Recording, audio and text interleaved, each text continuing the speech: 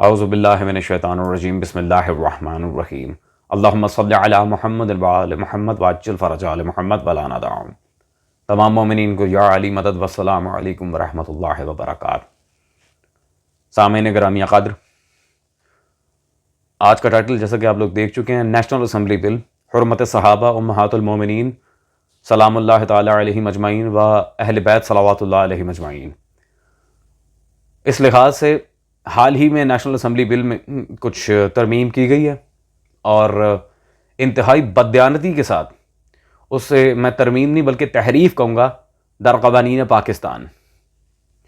اس میں بہت بددیانتی کی گئی ہے، ایک چیٹ کیا گیا ہے نیشنل اسمبلی میں، اور مجھے حیرت ہے کہ بلا تحقیق انہوں نے اس بل کو منظور کر لیا۔ میں لٹرلی حیرت زدہ تھا جب میں نے وہ ویڈیو دیکھی تھی جو مجھ تک پہنچائی گئی، اور میں حیران تھا کہ بالآخر یہ اسمبلی کے ارکان نے اس قانون کو پرکھنے کی بھی کوشش نہیں کی کہ بالآخر وہ بات ہے کیا، اس قانون میں کہیں تحریف کر کے اسے پیش تو نہیں کیا جا رہا۔ بس من عن انہوں نے تقلیدی طور پر اس بات پر رضامندی دے دی۔ and I was shocked۔ میں حیران تھا، میں نے کہا بار الہ یہ ہو کیا رہا ہے۔ چلتے ہیں اس ویڈیو کی طرف جو حال ہی میں وائرل ہو رہی ہے، اور پھر ہم انشاءاللہ تبارک و تعالی according to the laws, rules and regulations of Pakistan, according to the Constitution of Pakistan, as well as according to all these circumstances، دلائل آپ کی خدمت میں پیش کریں گے۔ Let's go۔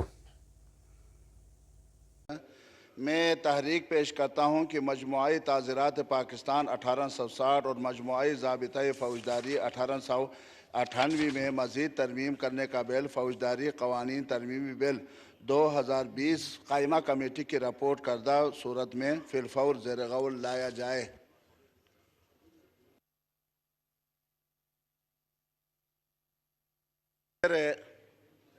یہ میرے لیے بھی اور آپ کے لیے بھی، پورے ہاؤس کے لیے اعزاز کا مقام ہے کہ آج یہ بل پاس ہو رہا ہے۔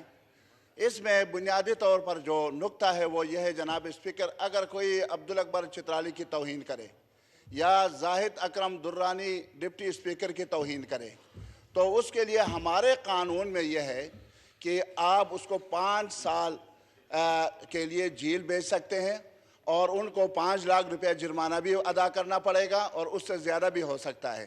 لیکن انتہائی افسوس کی بات یہ تھی کہ اگر کوئی بندہ صحابہ کرام یا صحابیات میں سے کسی بندے کو تانا زنی کا شکار بنائے، اس کی توہین کرے، تضحیک کرے، ایسے الفاظ استعمال کرے جو سننے والے نہ ہوں، اور ان کی توہین کیا جائے تو اس کے لیے سزا کیا تھی؟ 3 سال اور 2 ماہ کے لیے جیل کاٹنا۔ اب اس میں ہم نے یہ کیا ہے کہ اس سزا کو ہم نے بڑھایا ہے تاکہ صحابہ کرام رضوان اللہ تعالی علیہم اجمعین کے بارے میں کوئی لفظ نکالنے سے پہلے یہ سوچ لے کہ مجھے اس کی سزا بھی بھگتنا ہے، اور اس ڈر سے پھر صحابہ بل یہ ناموس رسالت ہے جناب اسپیکر۔ اس بل کو قومی اسمبلی سے آپ نے منظور کرایا اور آپ ہی چیئر کر رہے ہیں۔ یہ آپ کے لیے دنیا میں بھی، آخرت میں بھی، اور میرے لیے بھی، اور تمام میرے دوست بہن بھائی جہاں موجود ہیں ان سب کے لیے آخرت کا ایک ذخیرہ ہے۔ اللہ تعالیٰ ہو سکتا ہے کہ اس کے بدلے میں ہمارے گناہ بھی معاف کر دے اور ہمیں جہنم کے وہ آگ سے بھی بچا لے۔ آمین۔ میں تحریک پیش کرتا ہوں کہ مجموعی تعزیرات پاکستان 1860 اور مجموعی ضابطۂ فوجداری 1898 میں مزید ترمیم کرنے کا بل، فوجداری قوانین ترمیمی بل 2020 منظور کیا جائے۔ جی سامعین گرامی قدر، آپ نے یقیناً ویڈیو دیکھ لی ہوگی۔ پہلی بات تو یہ ہے کہ کس بدبخت، بے دین اور کامعقل نے کہا کہ مخلص اصحاب رسول صلی اللہ علیہ وسلم اور ازواج مطہرات سلام اللہ تعالیٰ علیہ مجمعین کی گستاخی کرو۔ اور بھائی آپ جنہیں رضی اللہ کہتے ہیں، ہم انہیں علیہ السلام کہتے ہیں، آپ ہمیں عظمت صحابہ کے بارے میں بتائیں گے یا ہمیں ڈراوے دیں گے پاکستان کے رولز کے مطابق؟ عزیزان گرامی قدر، ہم علمی طریقے سے تو اس بات کا رد کریں گے۔ سب سے پہلے تو ایک خیانت آپ کے سامنے مجھے رکھنی ہے، جو لا انہوں نے جس میں ترمیم کر کے اسے آگے بڑھانے کی کوشش کی ہے۔ یہ میرے پاس اس وقت موجود ہے Pakistan penal code 1860 bare act, اور اس میں پیج نمبر 99 پر 298A کلاس میں وہ ساری بات موجود تھی۔ بالکل ٹھیک، اصحاب اور امہات المومنین کا ذکر موجود ہے، وَأَيْضًا اور کیا ذکر تھا؟ اور ممبرز آف دا فیملی، اہل بیت of the holy prophet peace be upon him, اہل بیت رسول صلی اللہ علیہ وآلہ وسلم کا بھی ذکر تھا۔ اس کا ذکر کیوں نہیں کیا؟ اصحاب اور امہات المومنین پہ فل سٹاپ کیوں لگایا؟ سامعین گرامی قادر، خیانت ہم نے آپ کے سامنے واضح کر دی ہے. میں کہتا ہوں اگر اس طرح بغیر نظم و ضبط کے، بغیر کسی لحاظ کے، بغیر مطالعہ کے، بغیر تمیز کے پاکستان کے قوانین میں تحریف کی جائے تو وہ جو باہر کے فنڈڈ ایجنٹس ہنس رہے ہوتے ہیں پاکستان پہ، وہ تو بالکل حق بجانب ہوں گے. وہ کہیں گے پاکستان میں نہ اصول و ضوابط پہ کوئی چلتا ہے، نہ پاکستان میں کوئی ضبط و قانون ہے، نہ عدالت ہے.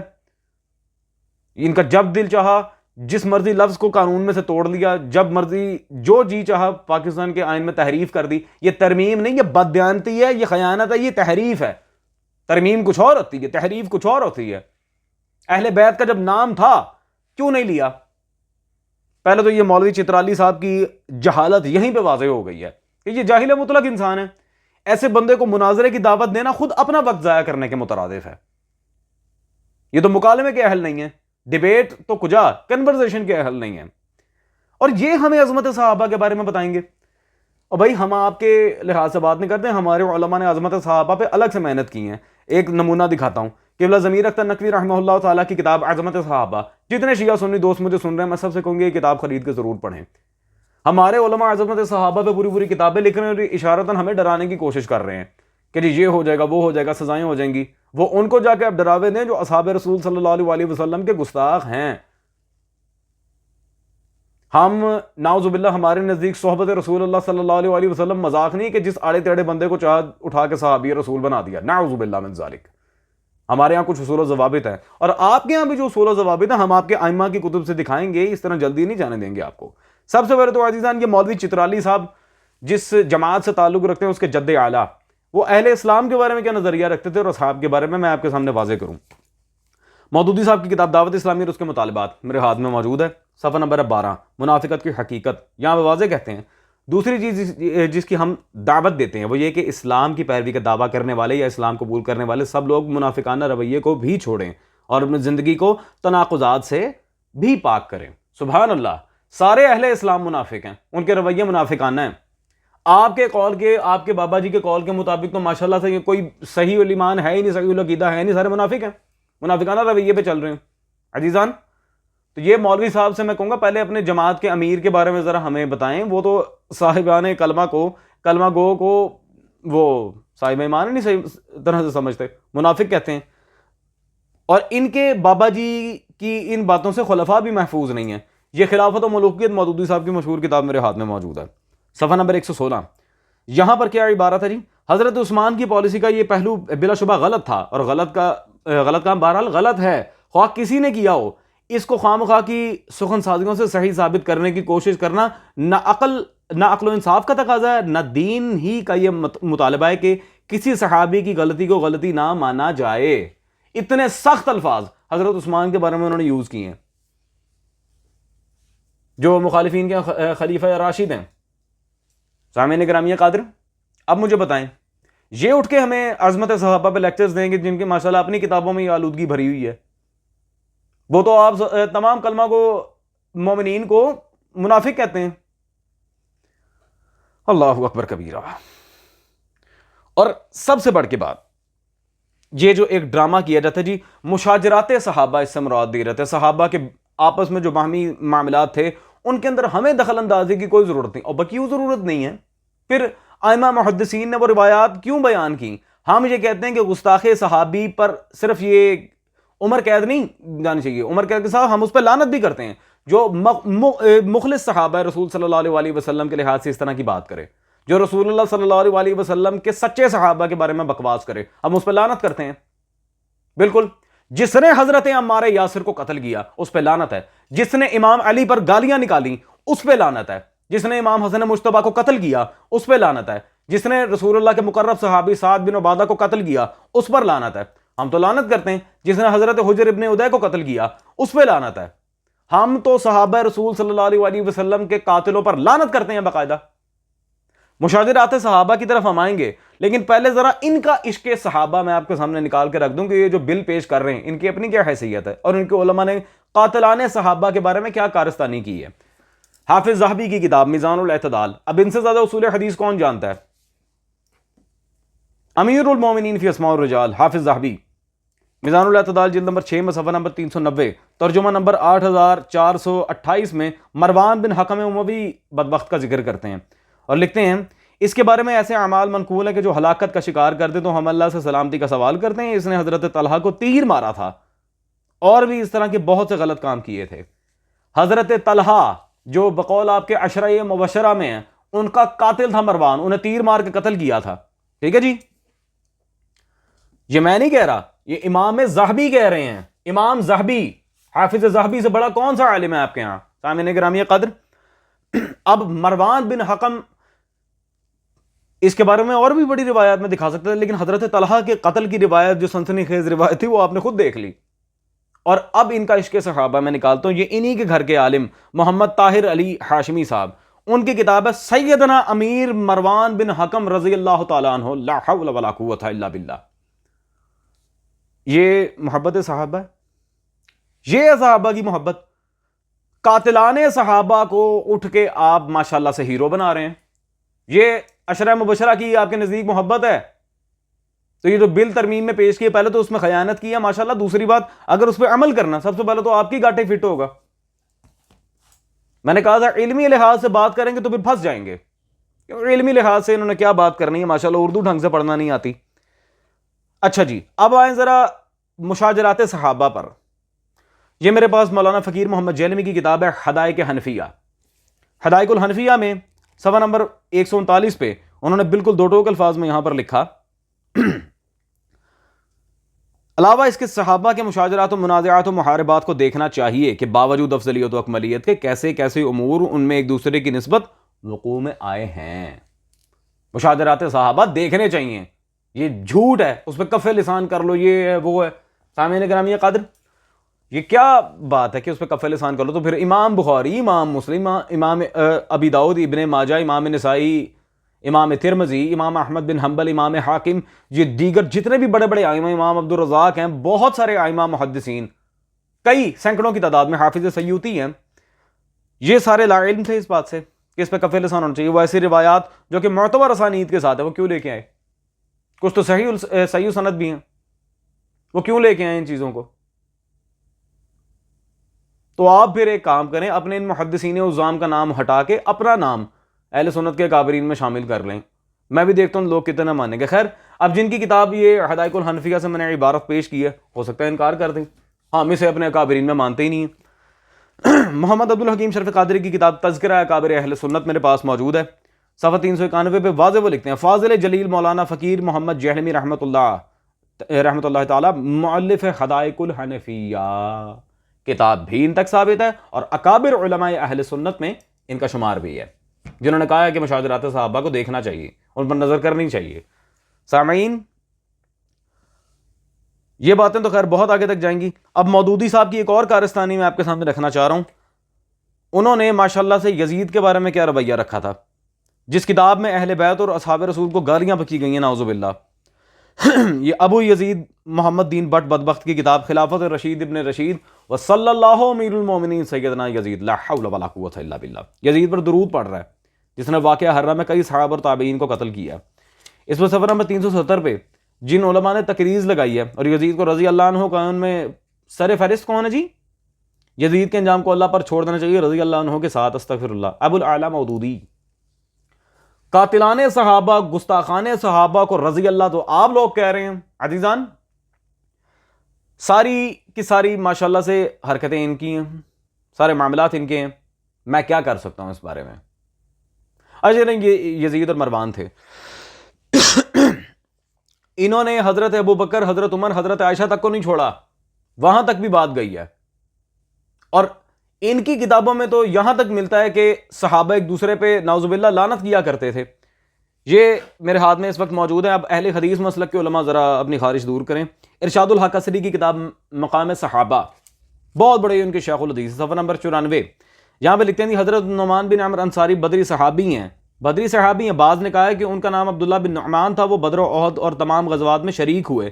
انہوں نے شراب پی, بلکہ بعض روایات میں کہ 4 بار شراب پی, اور انہیں حد لگائی گئی. ایک صحابی نے کہا اللہ کی اس پر لعنت ہو. صحابہ شرابیں بھی پیتے تھے, ایک دوسرے پہ لعنتیں بھی کرتے تھے. تو سامعین گرامی قدر, تو میں کہتا ہوں پھر ان کتابوں کے مصنفین کو اٹھا کے جیل میں ڈالیں، ان پہ کوئی کارروائی کریں. اس طرح کے معاملات اگر چلنے تو میں الزام کے طور پہ کہہ رہا ہوں، ورنہ میرا کوئی غرض نہیں ہے، میری اس سے کوئی غرض نہیں کہ کوئی اپنی کتابوں میں کیا لکھ رہا ہے. میری غرض تحقیق سے کہ کوئی صحیح لکھ رہا ہے یا غلط لکھ رہا ہے. تو ان اپنے شیوخ الحدیث پہ ذرا نظر ثانی کریں کہ آپ لوگوں نے کیا کیا ہے. آپ نے کیا شیوخ الحدیث پہ نظر ثانی کرنی جو پاکستان کے آئین تک کو بگاڑ رہے ہیں اور قانون توڑ مروڑ کے تحریف کر کے بددیانتی کر کے آپ اسمبلی میں پیش کر رہے ہیں. میں مجبور تھا یہ باتیں کرنے پہ، واللہ میں کرنا نہیں چاہ رہا تھا، اور نہ ہی ایسے بیچارے چھوٹے چھوٹے مولویوں کے منہ لگنے کی مجھے عادت ہے، لیکن مجبور تھا. بہت بڑی بددیانتی کی گئی ہے پورے مملکت پاکستان کے ساتھ. اچھا جی، اب ذرا صحبت کی تعریف امام سعد الدین تفتازانی کی عبارتوں کی شرح یہ میرے ہاتھ میں موجود ہے. تفتازانیہ صحابی ہونا ہے کیا، صفحہ نمبر 275 پہ انہوں نے اب باب پورا باندھا ہے. رعیت اور صحبت میں فرق، یہ نہیں کہ جس نے رسول خدا صلی اللہ علیہ وسلم کو عاقل ہو کر دیکھ لیا وہ صحابی ہو گیا. رعیت یعنی دیکھنا، اور صحبت میں فرق. آقا صلی اللہ علیہ وسلم کی تعلیمات پر عمل کرنے سے صحابی ہوتا ہے، دیکھ لینے سے نہیں. فائدہ ایسے بندے کا جو رسول کو چھوڑ کے جنگوں میں بھاگ جائے اور کہے میں صحابی ہوں. ہاں عزیزان، میں نام نہیں لیتا کسی کا، وہ آپ بخاری و مسلم اور کتب تواریخ پڑھیں، کتب تفاسیر پڑھیں، آپ کو سارا پتہ چل جائے گا. خیر، اب اہل بیت کا قانون میں جب واضح نام موجود ہے 298A میں، اسے پھر نکالنا یہ رسول اللہ صلی اللہ علیہ وسلم کے ساتھ بددیانتی ہے. اور اس کا مطلب ہے کہ آپ آقا صلی اللہ علیہ وسلم کو بھی نہیں مانتے، آپ کے اپنے اصول پہ. یہ آپ ہی کہ شیخ الاسلام جو پاکستانی سیاست میں بھی بہت زیادہ ہے، طاہر القادری صاحب کی کتاب الاجابہ فی مناقب القرابہ میرے پاس موجود ہے، اور اس میں پیج نمبر 71 پہ وہ حدیث لے کر آئے ہیں حضرت عبداللہ بن عمر سے. کیا ہے جی؟ حضرت عبداللہ بن عمر، امام طبرانی نے اس کو روایت کیا ہے، بیان کرتے ہیں کہ آخری چیز جو حضور صلی اللہ علیہ وسلم نے ارشاد فرمائی وہ یہ تھی کہ مجھے میرے اہل بیت میں تلاش کرو. اللہ اکبر، میرے آقا صلی اللہ علیہ وسلم کہہ رہے ہیں مجھے تلاش کرنا تو میرے اہل بیت میں کرو. اللہ اکبر، یہ رسول اللہ صلی اللہ علیہ وسلم کہہ رہے ہیں. واضح آپ کے سامنے حدیث ہے، امام طبرانی کی یہ لحاظ سے انہوں نے بیان کی ہے. عزیزان، اب ہم آتے ہیں گستاخانہ عبارتوں پہ. تو سب سے پہلی بات تو یہ کہ نہ یہ حضرت ابوبکر کی خلافت پہ ایمان رکھتے ہیں، اور نہ امہات المومنین کی ان کے ہاں کوئی عزت ہے. امہات المومنین کی تو بات ہی یہ نہ کریں، ان کے نزدیک امہات المومنین میں صرف حضرت عائشہ ہی ہیں، نہ بی بی ام حبیبہ کا ذکر، نہ ملکہ عرب حضرت خدیجہ صلوات اللہ علیہا کا ذکر، بلکہ ان کی گستاخیاں کرتے ہیں ان کے علماء. نہ حضرت ام سلمہ کا ذکر، نہ حضرت ماریہ قبطیہ کا ذکر، اور دیگر ازواج کسی کا صحیح ڈھنگ سے ذکر ہی نہیں کرنا سوائے حضرت عائشہ کے. تو آئیں پھر حضرت عائشہ کے لحاظ سے اور دیگر امہات المومنین کے اور خلفاء کے خلافت کے لحاظ سے، حضرت عثمان پہ تو ہم دکھا چکے، اب بقیہ دو خلفاء اور حضرت عائشہ کے لحاظ سے ہم آپ کے سامنے عبارتیں پیش کریں کہ اب پاکستان کے قانون کو جنہوں نے توڑ مروڑ کے چلے، مان لیا آپ کے توڑ مروڑنے کو، مان لیا، جو یہ پیش کر رہے ہیں کیا اس پر عمل پیرا بھی ہوں گے؟ جو بل پاس کیا ہے کر کے دکھاؤ. یہ حافظ سیوطی کی کتاب تاریخ الخلفاء میرے پاس موجود ہے، اور میں قسم کھا کر کہہ رہا ہوں اللہ پاک کی، دس از جسٹ اے ٹریلر. اگر تو پاکستان کے آئین کے اندر بددیانتی کرنے سے آپ لوگ باز نہیں آئیں گے، لائن لگ جائے گی دلائل کی. یہ تو صرف ٹریلر دکھا رہا ہوں. آئے جی امام سیوطی سے پوچھتے ہیں، پیج نمبر 79 واضح لکھتے ہیں، ابھی وہ مقام ذی خشب میں پہنچا تھا کہ رسول صلی اللہ علیہ وسلم نے رحلت فرمائی، اور مدینہ کے گرد و نواح کے عرب مرتد ہونے لگے. صحابہ نے ابو بکر خلیفہ رسول صلی اللہ علیہ وسلم سے کہا کہ آپ اس لشکر کو واپس طلب فرما لیں، تو مناسب ہے کیوں کر اطراف مدینہ میں عرب مرتد بن رہے ہیں. جس پر حضرت ابو بکر نے فرمایا خدا نہ خواستہ استغفر اللہ ربی واتوب الیہ، اگر امہات المومنین کے پاؤں کتے گھسیٹیں تب بھی میں اس لشکر کو واپس نہیں بلاؤں گا. لا حول ولا قوۃ الا باللہ، استغفر اللہ ربی واتوب الیہ. اگر امہات المومنین کے پاؤں، بولے اعوذ باللہ تعالیٰ، میں نہیں دوبارہ پڑھ رہا، استغفر اللہ، نعوذ باللہ من ذالک، میں نہیں دوبارہ پڑھ رہا. یہ عبارت آپ لوگ خود پڑھ لیں، میں ایک بار پڑھ چکا، میں استغفر اللہ دوبارہ نہیں پڑھ رہا. عزیزان، یہ گستاخی ہے کہ نہیں؟ یہ توہین ہے کہ نہیں؟ تو فتویٰ کہاں جائے گا؟ خیر، سمجھدار کے لیے اشارہ کافی. وائزن حضرت عائشہ کی ایک اور گستاخی سنیں. یہ شیعہ مذہب کے اب جو خلاف کتابیں لکھی گئی ہیں ان میں بھی الحمدللہ فقیر کے پاس بہت دلائل ہیں، جن کتابوں میں ہمیں خارج از اسلام، کافر، بدعتی، زندیق، استغفر اللہ، پتہ نہیں کیا کیا کہا گیا ہے. چلو انہی کتابوں سے دیکھ لیتے ہیں.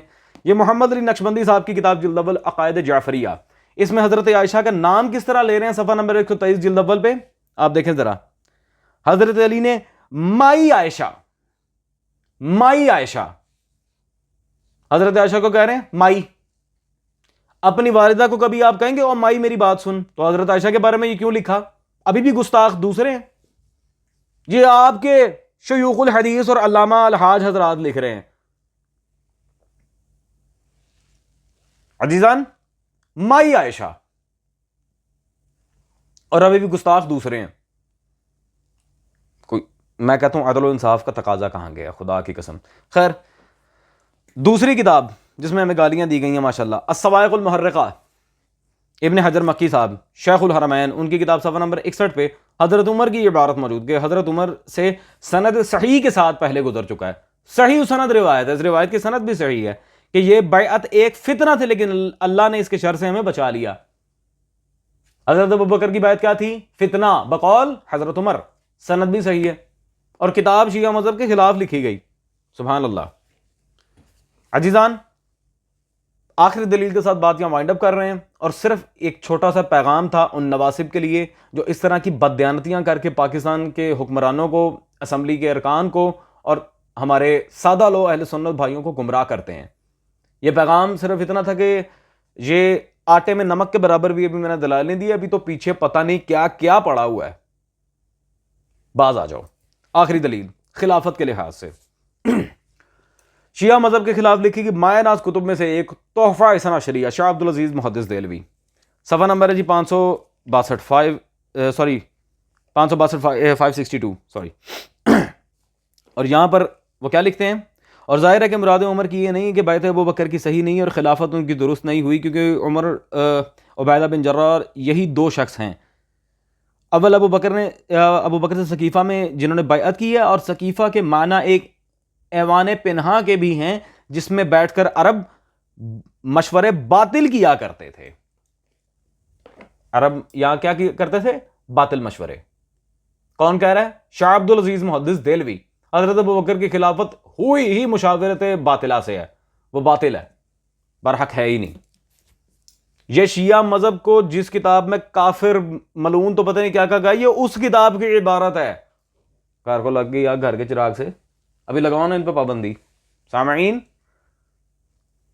تو میں ان سے کہوں گا ذرا اپنے شیوخ الحدیث، اپنے امام المناظرین، اپنے ائمہ ہند پہ، اپنے جماعت اسلامی کے ہیڈ پہ، اپنے بزرگان پہ ذرا نظر ثانی کریں. پاکستان کے آئین اگر نہیں آتے میرے پاس آئیں، میں آپ کو کچھ پڑھا دوں. آج داخلہ لیں تاکہ آپ کو LLB کی فرسٹ کلاس سے سٹارٹ کروں یہ پڑھانا سارا. مولوی چترالی صاحب، مجھے نہیں لگتا کہ مجھے مزید اب کچھ کہنے کی ضرورت ہے. دیٹس آل عزیزان. ہوتی ہے آپ سے ملاقات اب اگلی نشست میں نئے موضوع کے ساتھ. ٹل دین ٹیک کیئر. خدا حافظ.